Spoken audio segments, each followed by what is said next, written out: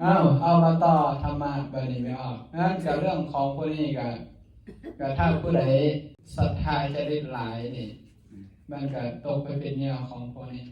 งั้นผู้ใดใส่ความคิดหลายปัญญาหลายมากคิดว่ามันจะไปเป็นเหยื่อของพวกนี้เป็นยากสิไปชื่อคนอื่นต้มยากก็ง่ายๆงั้นในนี้เพิ่นยังบ่ทันได้ตอบว่าเป็นเห็นดีนำหรือบ่เห็นดีนำแต่เพิ่นตอบแบบยาวๆเลยยาวเลยคือเพิ่นบอกว่าเมื่ออาตมายังนุ่มนะมีผมดำแท้ผมแท้นวดออกบวชพอบวชแล้วก็ไปแสวงหาโมกขธรรมเข้าไปหาคนอภิธรรมกันเมื่อวันศีลก่อนอาลาละดาบทแม่นบ่เมื่อวานนี้เขาว่ากันออกจากอาลาละดาบทไปหาอุทกดาบทหรือว่าอุทกดาบทแม่นบ่นี่อันนี้ไปหาอุทกดาบทต่อไปนี่ออกจากอุทกดาบทไปบำเพ็ญทุกขกิริยาไม่ออกบอกมาบอกให้พ่อก็อ่านเมื่อวานนี้เนาะคือสิจ้อยวับหรือว่ามีเพื่อนอ่านบอกอ่านอยู่นั่นหนึ่งเพื่อนเฮ็ดอย่างเดียวเราเอาให้ฟังหมดหรือเปล่าหลายอย่างเล็กหน่อยหลายอย่างเนาะทรมานตัวเองนี่ก็ยังได้เขาพิมพ์ใส่ลมหายใจเขาออกนี่ก็อัดหูอัดกดแก้วด้วยแก้วหนึ่งนั่นกดแก้วด้วยแก้วหนึ่งกดแก้วด้วยแก้วกดเพดานด้วยลิ้นกดเพดานด้วยลิ้นสองจมคมจิตด้วยจิตสามบีบให้แน่นให้ฮ้อนไปทั่วกายแล้วแต่ถ้าขุดแก้วด้วยแก้วขุดเพดานสี่ห้าคมจิตด้วยจิตบีบให้แน่นให้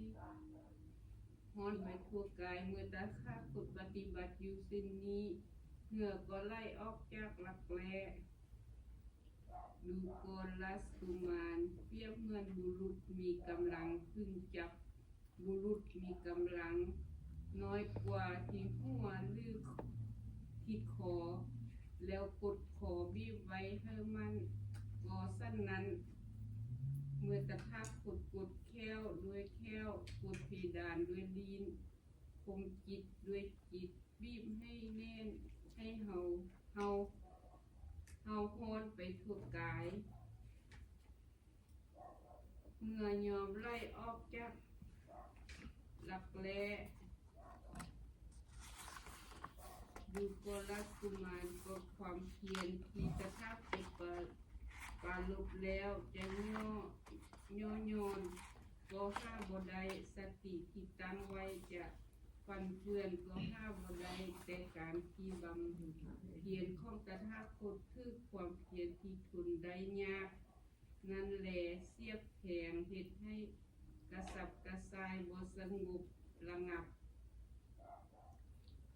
สรุปแล้วประสบผลสำเร็จหรือบอกประสบผลสำเร็จวิธีนี้ยังบ่ประสบผลยังไม่บอกกดแค้วด้วยแค้วกดแค้วด้วยเพดานเฮ็ดหลายอย่างเนาะจนกระทั่งเหื่อไหลออกลากแร้มาคิดว่าได้มีกั้นลมหายใจนะอันนี้เป็นวิธีที่อันนั้นเป็นการลมหายนี่เป็นวิธีที่เวลาไม่ออกนั่งสมาธิสิ่งที่เพิ่นเฮ็ดมาแล้วมันบ่ประสบผลสำเร็จดังนั้นเวลาเฮานั่งสมาธิเฮาควรจะเฮ็ดตามบ่ไม่ออกก็บ่ควรแม่นบ่เพิ่นเฮ็ดมาแล้วนั่นน่ะตั้งขึ้นเอารู้สิถึกบอกว่าเวลาเฮานั่งสมาธินี่ก็พระองค์เพิ่นเฮ็ดอันนี้เนี่ยย้อนว่าจิตเพิ่นเพิ่นมันเพิ่นหลายที่เฮ็ดเพิ่นให้บังคับเรื่องบังคับจิตโดยจิตนี่คือว่าอันนี้ในขณะที่เพิ่นเป็นโพธิสัตว์อยู่นี่ก็สิถือบ่ก็คือตามที่เฮาฮู้แม่นบ่โดยธรรมชาติของจิตนี่มันสวยอารมณ์แม่นบ่หรือบางเทื่อมันเปรียบเสมือนกับลิงดังนั้นหมายความว่าจิตเฮานี่มัน คือว่านอนหรือถ้าเอาเป็นอภิธรรมนี่มันก็เกิดดับถ้าเอาแบบโพโซ่มันก็เป็นแบบลิงมันไปหั่นไปนี่ไปหั่นไปนี่แล้วมันแสวงหาอารมณ์เรื่อยๆงั้นเวลาเมื่อจิตทำเป็นแบบนี้นี่เฮาสิจับคือเฮาจับลิงนี่จับมาไว้มันสิอยู่บ่มันง่ายบ่มันบ่ง่ายนั่นจิตเฮาคือกันแม่นบ่เฮาสิมาเฮ็ดให้มันอยู่ๆจับให้มันบ่นิ่งนี่มันบ่ง่ายนั่นพระเจ้าเพิ่นจริงเพื่อที่จะเฮ็ดให้มันสงบกำราบนี่เพิ่นเฮ็ดหลายวิธี เพิ่นจริงเฮ็ดแบบนี้นั่นน่ะพอเฮ็ดแบบนี้เราเป็นอะไรเหงื่อออกหลักเลยการงานหมดอดลม ขออนุญาตอาจารย์ถามพื้นแบบนี้มาฮอดนี่เลยเห็นว่าคำถามอาจารย์บอกว่าสุขมันเกิดจากทุกข์ขึ้นข้าวๆพวกนี้ แม่ความ พระพุทธเจ้าเฮ็ดมานี่นะเป็นตัวอย่างสุขเกิดจากทุกข์พระพุทธเจ้าพระชีวิตต้องเห็นแนวใดนะขึ้นข้าวๆแม่ขึ้นข้าวเห็นโลด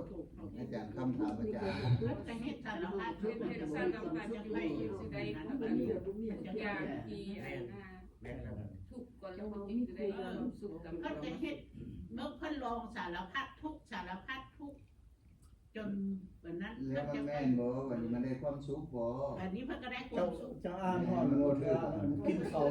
เพิ่นได้ความสุขย้อนหยังหั่นนะจะคิดไม่คิดเบิ่งสักครั้งไหมเพิ่นตอบก่อนโพธิราชกุมารหั่นนี่เพิ่นเว้าหั่นน่ะสมัยเฮาเป็นโพธิสัตว์เฮาเฮ็ดเดี๋ยวนี้ก็คือกันกับโพธิราชกุมารว่าเฮ็ดทุกข์ก่อนจะได้ความสุขแต่ความจริงพุทธเจ้าตรัสรู้ย้อนหยัง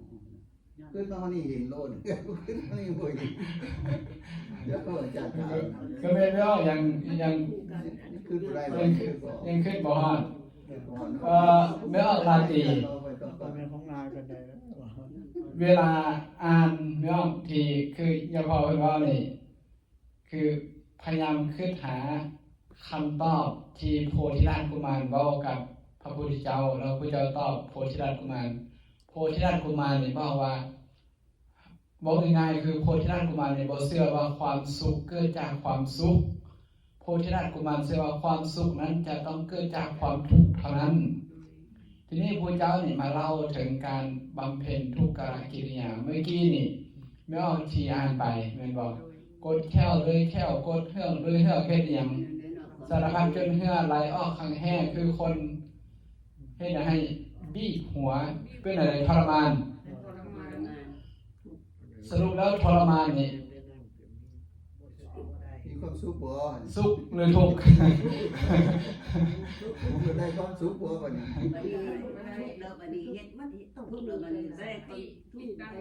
ยังมีอีกนะยังมีอีก ยังคือบ่ออกซื่อ ยังคือหรือว่า ความสุขความทุกข์ได้แล้วเนี่ยมีความทุกข์ความสุขแล้วทุกข์ ๆแล้วสิขอตัดบทให้มันพวกเฮาสูตรพระธรรมจักรกันเข้าใจบ่พระธรรมจักรสูตรพระธรรมจักรพระพุทธเจ้าว่าเนื้อใดอยู่ในหันในบ่อนพระธรรมจักรเพิ่นบอกอย่างใดอยู่ในพระธรรมจักร ดูก่อนละสุมานกับได้มีความคิดเห็นว่าจังได้เฮาพึ่งพิง คือบอก สารอันบ่มีลมปานเป็นอารมณ์พร ก็จีระ ไม่ใช่ว่าเพิ่นเว้าอยู่ในหันน่ะเพิ่นสูตรพระธรรมจักรนี่ฟังก่อน ความทุกข์ก่อน สุดโต่งสองอย่างเพิ่นบ่ให้เข้าไปจะบ่ก็อยู่ในบ่อนนี้แหละบ่อนอาจารย์ถามนี่คือคักๆแม่ท่านบ่เชื่อสุดโต่งสองอย่างมีหยังใดปี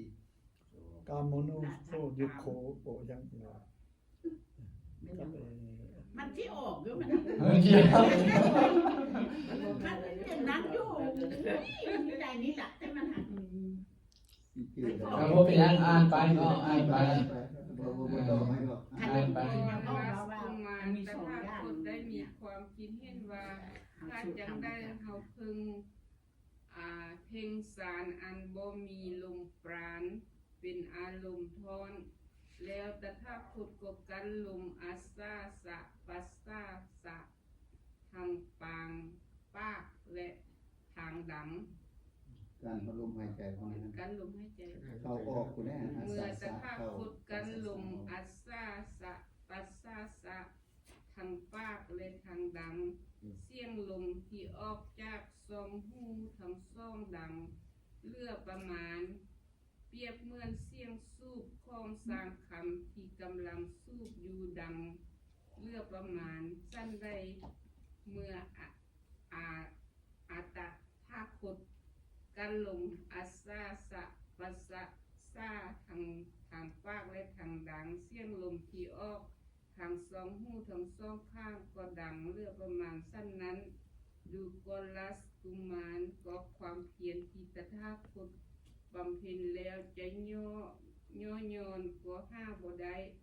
สติที่ตั้งไว้จะได้ฟันเฟือนก็ห้าบ่ได้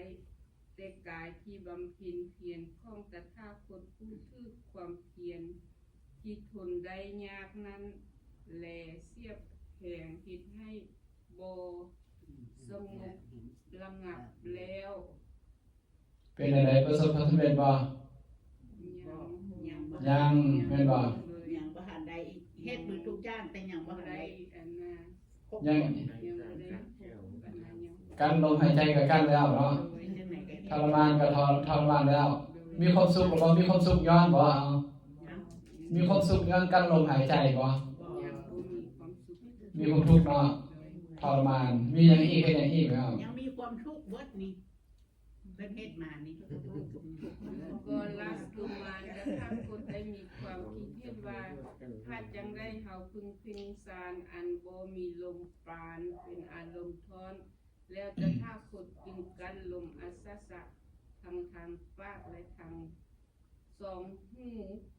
เมื่อตถาคตกันลมอัสสะสะปัสสะสะทางปากดังและทางสองหูลมกายิงยอม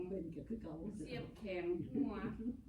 ดูก่อนลัสกุมารเปรียบเหมือนบุรุษที่กำลังขึ้นปากหัวด้วยมีแค่อันคมสั้นได้เมื่อตถาคตกันลมอัสสะสะปัสสะสะทางปากทางดังและทางสองหูลมกายิงยอมเสียบแข็งหัวสั้นนั้นดูกอลัสกุมารก็ความเพียรที่ตถาคตบำเพ็ญแล้วจะได้ย่อยอนก็ห้าบ่ได้สติที่ตั้งไว้แล้วจะได้ฟันเฟือนก็ห้าบ่ได้แต่กายที่บำเพ็ญเพียรความเพียรที่ทนได้ยากนั้นแลเสียบแข็งเฮ็ดให้บ่สงบแล้ว เป็นอะไร อันต่อ คุณกระโบยังโบ ได้ความสุขย้อนบ่คือการเฮ็ดแบบนี้มันทรมานตัวเองแม่นบ่ แม่น ยังทรมานทรมานตัวเองถามว่าผู้เจ้าตรัสรู้ได้ย้อนอันนี้บ่ โบ บ่มีความสุขย้อนบ่บ่ยิ่งเฮ็ดยิ่งมีความทุกข์แม่นบ่เฮ็ดหยังอีกบัดนี้ตัวคนเองก็รอดอย่างลูกก็ลัสกุมารตถาคตได้มีความคิดเห็นว่าถ้าจังได้เฮาพึงเพ่งสารอันบ่มีลมปานเป็นอารมณ์ทอนแล้วตถาคตก็กันลมอัสสะสะปัสสะสะทางดังและทางหูเมื่อตถาคตกันลมอัสสะสะปัสสะสะทางดังและทางหูก็จิบหัวเลือดถุนดูกอลัสกุมารเปรียบเหมือนบุรุษที่กำลังหัดหัวด้วยเสือกอันคำมิงสั้นได้เมื่อตถาคตกันลมอัสสะสะปัสสะสะทางดังและทางหู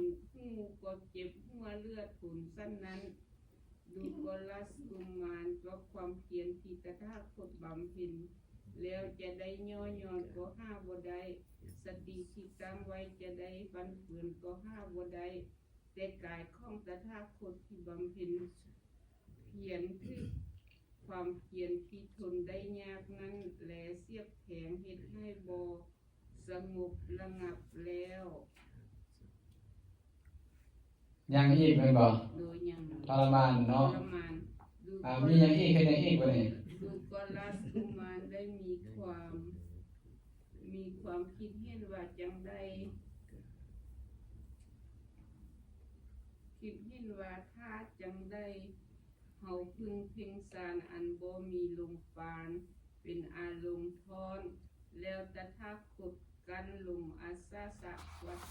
ปัสสาสะทางทางปากทางดังและทางสองหู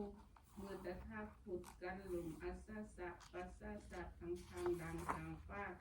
และทางหูลมกาเลือประมาณยอมเสียบแทงท้อง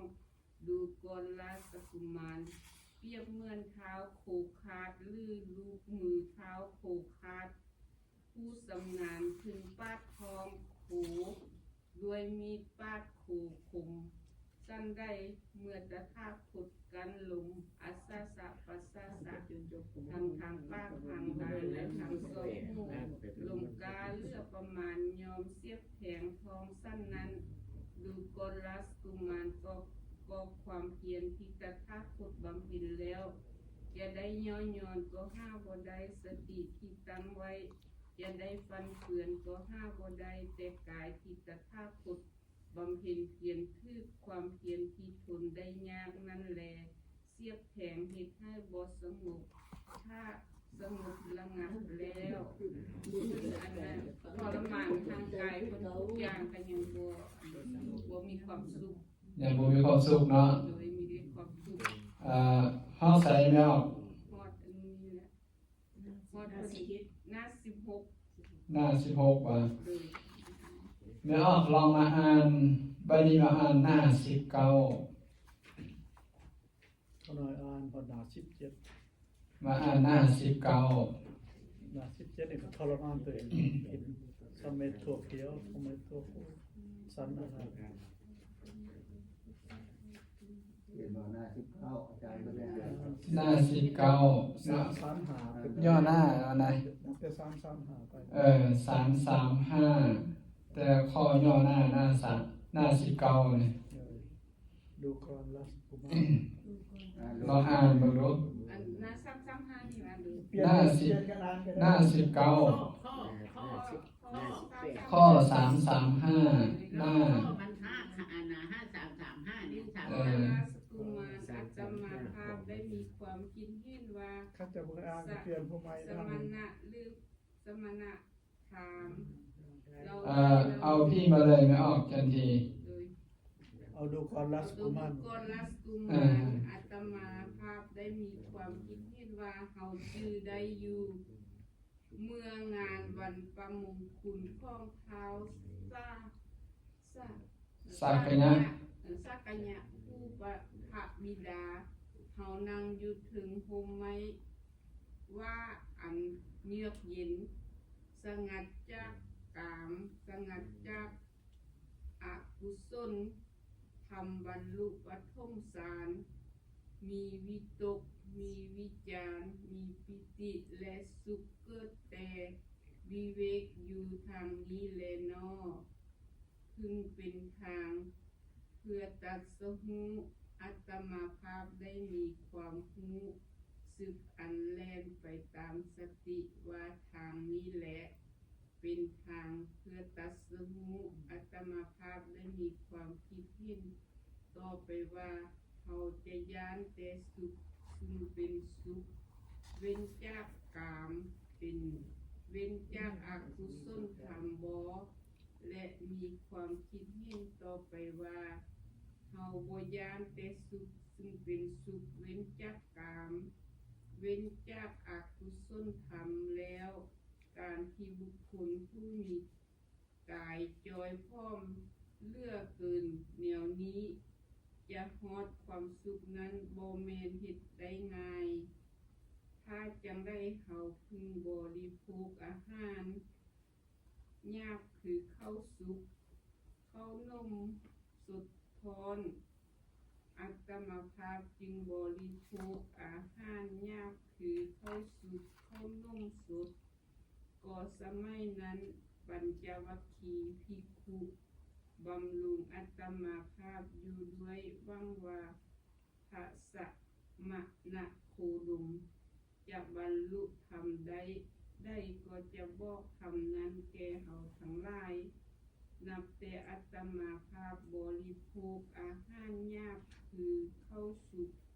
ข้าวนมสดปัญจวัคคีย์ภิกขุก็พากัน เบื่อหน่ายจากอัตมาภาพลีกไปด้วยความเข้าใจว่าขะสัก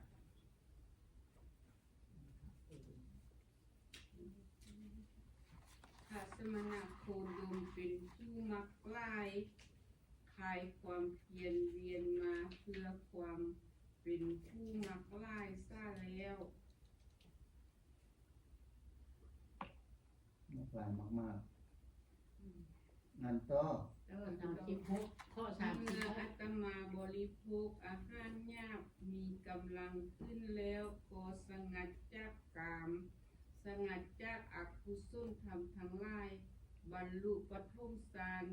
มีวิตกมีวิจารมีปิติและสุขเกิด แต่วิเวกอยู่บรรลุทุติยฌานมีความพองใสแห่งจิตในภายใน เป็นธรรมเอกสุดขึ้นบ่มีวิตกบ่มีวิจารย้อนวิตกวิจารสงบไปมีปิติและสุขผู้ใดสารเกิดแต่สมาธิอยู่มีอุเบกขามีสติสัมปชัญญะและเสวยสุขด้วยนามกายอันย้อนมีปิติสิ้นไปบรรลุตติยฌานที่พระอริยะทั้งหลายสรรเสริญว่าผู้ใดตติยฌานนี้เป็นผู้มีอุเบกขามีสติอยู่เป็นสุขบรรลุจตุรัสฌานบ่มีความทุกข์บ่มีสุขย้อนละสุขละทุกข์และดับโสมนัสโทมนัสก่อนใดมีอุเบกขาเป็นเหตุให้สติบริสุทธิ์อยู่ ตอนยังสิรุ่นหลานแต่ โตไปให้มันชุดข้อ อัตมาภาพนั้นเมื่อจิตเป็นสมาธิบริสุทธิ์ผ่องแผ้วบ่มีกิเลสปราศจากอุปกิเลสอ่อนควรแก่การงานตั้งมั่นบ่หวั่นไหวอย่างนี้ได้โน้มน้อมจิตไปเพื่อปลุกบุพเพนิวาสานุสติญาณอัตมาภาพนั้นยอม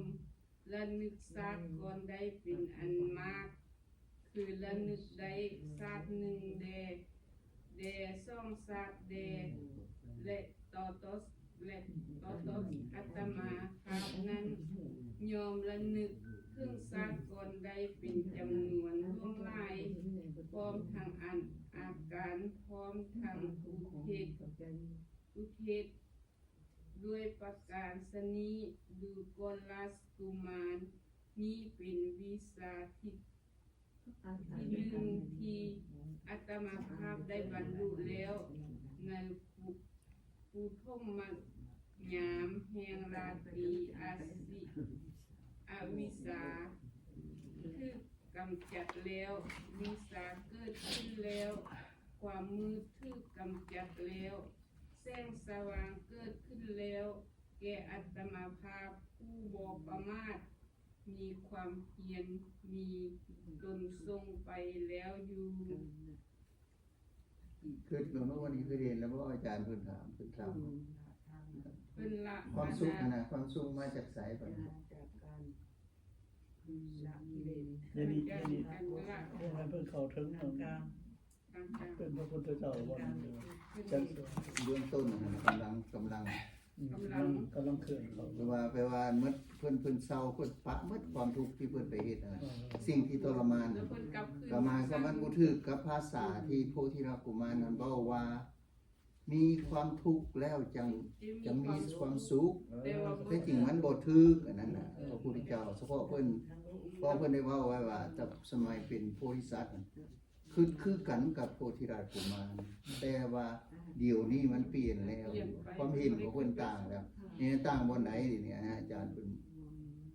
พิ่นจังถามคืนเดี๋ยวนี้น่ะมันต่างอยู่บ่ไหนเข้าใจแล้วบ่แม่เอาบุเรียงเข้าใจจักน้อยบ่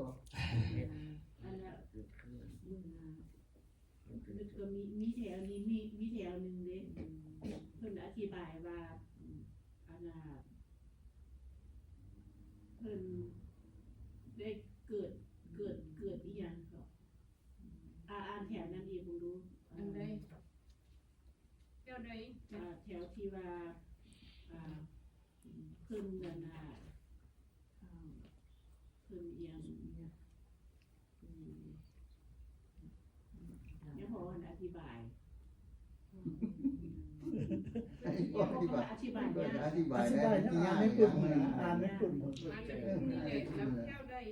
คือไม่ออกผู้ที่ราชกุมารบ่เชื่อว่าความสุขเกิดจากความสุข แต่เชื่อว่าความสุข เกิดจาก เกิดจากความทุกข์ โดย พระพุทธเจ้านี่ตอนเป็นพระโพธิสัตว์ เพิ่นก็คือกัน ก็คือกัน โดยบัดนี้ นี่เพิ่นคือตาม บัดนี้เป็นพระพุทธเจ้าแล้ว เพิ่นคือตาม มาเบิ่งเพิ่นปฏิบัติอะไรไม่ออกก่อนจะตรัสรู้ประเทศอย่างแดนเมื่อกี้นี่ ย่าง หลายอย่างทรมาน ทรมาน คนละเรื่องอีกเรื่องอันนั้นยังบ่เข้าใจคำสั่ง เพิ่น เขามาวัดอันนี้แล้ว กดเอาแค้วกดแค้วเอาเหือกกดเหือก เพดาน เอาลิ้นกดเพดาน เป็นอะไร กระบอกว่าสะโพกสุดนี่สะอาดกระทุกอย่างนั้น มันทุกข์เอาแล้วคือบอกว่ามันสุขซะไหน บ่ได้ว่าทุกข์บ่ทันได้ เอา ว่า โพธิราชเพิ่นเว้าดีแต่ผู้บ่เว้านำเพิ่นเมื่อกี้ก็เว้านำกันว่าโพธิราชเว้าถึก คัน เฮ็ดทุกข์แล้วจังแบบสุข คันว่าให้ชื่อโพธิราชกุมารก็แสดงว่า การกดแค้วกดแค้วลิ้นกดเพดานนี่แสดงว่ามันต้องเกิดความสุข แม่นบ่ ยังทรมานอยู่ยังทุกข์อยู่ ยังทุกข์อยู่แม่นบ่ โดย แสดงว่าโพธิราชกุมารเราถึกหรือบ่ถึกซะนะ บ่ถือ ต่อมาเฮ็ดหยังกั้นลมหายใจ หายใจก็ยังบ่สำเร็จ เป็นอะไรทรมาน ทรมานเลย แม่นบ่นอกจากกั้นลมหายใจแล้วมาเฮ็ดหยังต่อมามีทั้งอดอาหาร โดย ห้าม อดอา ให้ หาร ร่างกายใจพอ เป็นอะไรสบายบ่ โอ้แหละ ก็บ่สบาย มีความสุขบ่หลุดพ้นบ่ ก็บ่หลุดพ้น ซาคนน้อยเนี่ยสันเขาเครื่องจางก็ยังบ่อินเนี่ยอันนี้เพิ่นคิดสันตัวเดียวโทษเมียตัวเดียวยังผ่อนลง ก็บ่หลุดพ้นแม่นบ่คือประเด็นคือว่า ไอ้ความสุขเกิดจากความทุกข์นี่นะสรุปแล้วพระเจ้านี่ ความสุขมันเกิดจากความทุกข์นี่ เพิ่นพยายามสิเห็นว่านี่ค่อยนี่เฮ็ดมานี่ มันทุกข์สิตายนี่นะเว้าง่าย ก็ยัง ๆ ไง มันบ่เห็นสุขจะเคลื่อนั่นนะ แม่น่ะแม่น แห่งเฮ็ดแห่งทุกข์นั่นน่ะแห่งเฮ็ดแห่งสิตายนั่นน่ะ ยังบ่ฮู้ว่าตัวเองสิไปทางใดซ้ำเนาะบอกเพิ่นสิเว้าเลย เป็นกระกรรม แต่ว่าเพิ่นผู้เจ้านี่บ่เว้าคือภาษาเฮาไอ้เฮานี่มันเว้าตรงเป๊ะค่อยบ่เฮ็ดดีนั่นแหละพอเฮ็ดแล้วมันทุกข์เพิ่นบ่ได้เว้าแบบนั้น เพิ่นละเว้าแล้วโอ้ยค่อยละไปนี่ค่อยไปเอาลิ้นกดลิ้นเอาลิ้นกดเครื่องเอาแค้วกดแค้วเอาลิ้นกดเพดานกดเพดานโอ้ยทรมาน กันลม กันลมหายใจเหือออกอดอาหารสิตายผู้เจ้าเพิ่นบ่ได้บอกค่อยบ่เห็นดีนำเจ้าแล้วค่อยคิดอันนี้เพิ่นบ่ได้บอกในนั้นบ่ได้เว้าซื่อๆในนั้นเว้าง่ายๆเถาะแต่เพิ่นเล่าเหตุการณ์ความทรมานว่าค่อยเฮ็ดแบบนี้แล้วมันเป็นแบบนี้เฮ็ดแบบนี้มันเป็นแบบนี้เฮ็ดแบบนี้เป็นแบบนี้นะ โดย สุดท้าย เพิ่นสิเฮ็ดเพิ่นก็คือกูมากนั่นเนาะเฮ็ดแล้วแล้วมันบ่ถือเป็นก็ปีนทางใหม่ สุดแม่เอาไปอ่านต่อใน9โมงนะสิให้พักผ่อนมื้อหน้าเอามาเว้าต่อเอาไปอ่านต่ออ่านให้มันจบเด้ออ่านให้จบทุกกาลกิริยาแล้วก็มาเว้ากันต่อศีลหน้าศีลต่อไป คันขึ้นก็ขึ้นออกง่ายๆในบ่ได้ยาก ขน้อยคือว่าขน้อยเห็นแล้วตัวคำตอบในนี่ เห็นแล้วว่า ถ้ากันจะขึ้นแต่ว่ากันไม่ขึ้นบ่ต้อง ว่า มี ที่ การ โฮม ตอ เวิ บ ร์กเนาะอาจารย์เนาะ เออ โฮมเวิร์กสำหรับสินนา เอาไปอ่านต่ออ่านแล้วก็พยายามขึ้นไปนำ ถ้าไม่งานตอนนั้นใช้กับมันดูเบิ่นดิ ยอดหนักเลยยังแบบอ่านจังไดก็งงอยู่เนาะ ธรรมะพระพุทธเจ้ามันธรรมะคนมีปัญญาเป็นเลยนะเฮาเฮียนเฮียนเอาปัญญาทั้งหมด มีปัญญานี่เห็นจังไดมันก็ขึ้นมาออกแหละ มันภาษาเพิ่นมันบ่คือภาษาเฮานะผู้เจ้าเทศ โดยแม่น เฮานี่มันเว้าโป๊กคือเอาง่ายๆแหละมายกตัวอย่างเช่นคันสมมุติเมื่อออกถามอาตมาอาจารย์ไปอยู่อิลลินอยส์คือสิดีเนาะคันมาคันแม่นมาตอบมาก็ตอบดียังมันหนาวบ่ดีดอกไม่ออกมันหนาวแม่นบ่ฤดูหนาวนี่มันหนาวบ่ดีฤดูร้อนก็ร้อนบ่ดีแต่ถ้าเป็นพระพุทธเจ้าตอบนี่สิตอบอีกแบบหนึง สมัยก่อนมันบอกเฮาเคยนั้น คันแม่นพระพุทธเจ้าตอบพระพุทธเจ้าก็สิว่า สมัยก่อน โอ้อิลลินอยส์นี่ในช่วงเดือนนั้นเป็นนั้นเดือนนี้เป็นนี้ฝนตกแบบนี้สโนว์ลงแบบนี้หนาซ้ำนี่ มันมีเหตุผล แล้วเราต้องมาคิดเอาว่า แล้วเราต้องมาคิดว่าโอ้ถ้าสโนว์มันช่วงเดือนนี้สโนว์มันตกมาแล้วมันกองขึ้นเดือนนี้ซ้ำนี้เดือนนี้เวลานี้ซ้ำนี้มันกองขึ้นซ้ำนี้เราต้องมานึกสภาพเอาว่าคันสโนว์มันสูงนี่ แก้แบบใดเนาะ ดูได้ มาสิอยู่ในใดมันแสดงว่าอากาศมันจะต้องเย็น มันบ่แม่นว่ามือนี้ตกซ้ำนี้ เออ นาทีนึง5 นาทีนี่มันขึ้นไปเท่าใดแล้ว นั่นแหละคือพระพุทธเจ้านี่เพิ่นสิบ่เว้าแบบตรงๆแบบนั้นนั่นน่ะ เราออก เพิ่นเว้าทางอ้อมแบบนี้แล้วเฮา มันมีปัญญา มัน ใน เว้า คน ให้คิดเนาะ มาคือเอาเพิ่นเว้าที่เพิ่นเว้าอันนั้นอยู่เว้าให้คิดเว้าให้คิดให้ตี เราใช้ปัญญา ให้ตีความหมายเพิ่นออก ถูกต้องให้เกิดปัญญา ให้เขาใช้ปัญญาสติปัญญา คือไม่ออกเนี่ยครับถามไม่ออกไม่ออกคือบ่ไปอยู่เฟสโนคนนั้นบ่มักคนฮ้อนนี่ว่าแม่นบ่ คือเป็น คันเป็นพระเจ้าก็สิว่าโอ้ เดี๋ยววิธีใด ช่วงฤดูนี้ การบอก ฝนบ่ตกฝนบ่ตก อากาศก็ร้อนหลาย อุณหภูมิสูง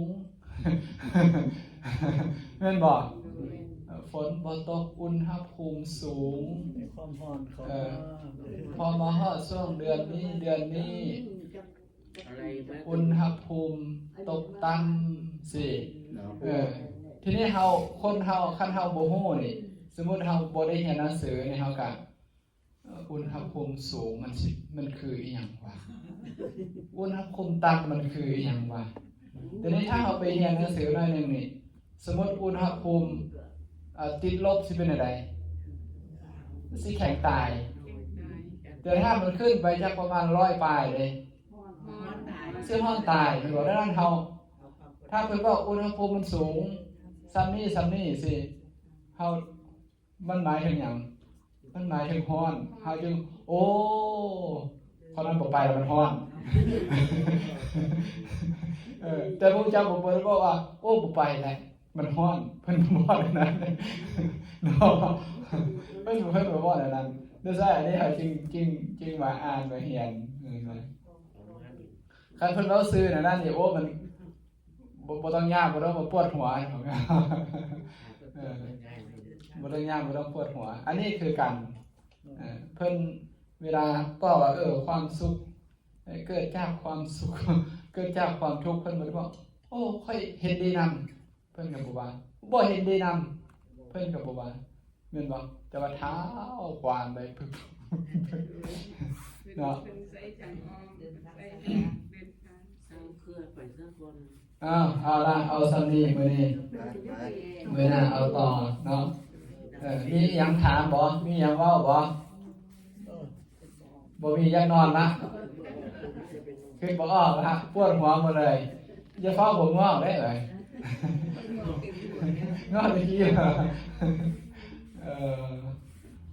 ตั้งแต่ซ้ำนี้เดี๋ยวเราผ่านเนาะ ทานกันแล้ว